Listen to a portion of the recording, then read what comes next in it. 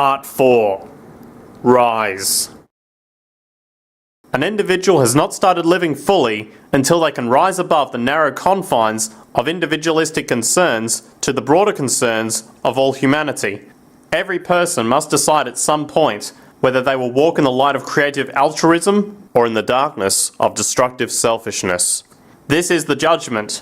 Life's most persistent and urgent question is, what are you doing for others?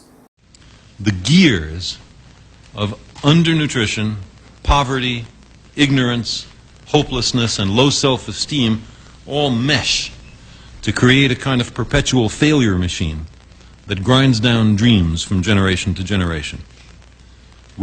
All of us bear the cost of keeping this machine running, and illiteracy, and to the extent that it contributes, undernutrition is the linchpin of this failure machine. And in the future, we don't need horses. We have motorized carriages called automobiles. If everybody's got one of these does anybody walk or run anymore? Of course we run, but for recreation, for fun. Run for fun? What the hell kind of fun is that? When we consider a resource-based economy, there are often a number of arguments that tend to come up with regard to the efficiency... Aye! Yes? Now hold on just a minute. I know what this is. Science is a Marxist utopia, buddy. Stalin killed 800 billion people because of ideas like this. My father died in the Gulag. Communist, fascist.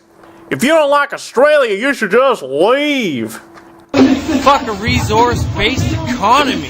Yo, we're all about making money. Money. Science has never been tested.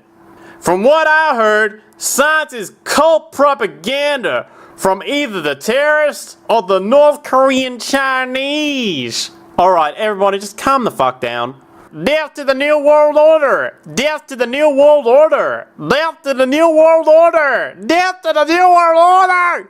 And as the irrationality of the audience grew, shocked and confused, suddenly the narrator suffered a fatal heart attack.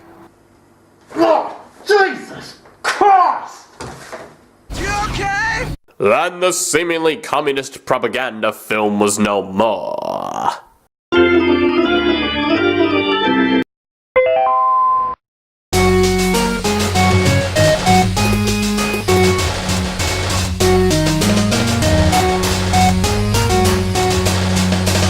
But you know, I've said that sort of thing to people in think tank type of situations. You know, these Club of Rome types and so forth. They say, Marxist. What Marxist? Where did that come from? They just got this icon they hold on to. It's their holy grail. And it's such an easy one, you know. People ask if I'm a socialist or a communist or a capitalist.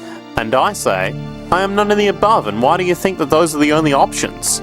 All of those political constructs were created by writers who assumed we lived on a planet of infinite resources. Not one of those political philosophies even contemplates that there might be a shortage of anything. I believe that communism, socialism, free enterprise, fascism are part of social evolution. You can't take a giant step from one culture to another, but there are in-between systems. Before there is any ism, we've got a life ground, and the life ground, as I've just described most easily, are all the conditions required to take your next breath. And that involves the air you breathe, the water you get, the safety you have, the education you can access, all these things that we share and use, and that no life in any culture can do without. So we've got to reset down to the life ground, and the life ground is no longer any ism, it's life value analysis. The way in which you destroy an opponent is get him to destroy himself.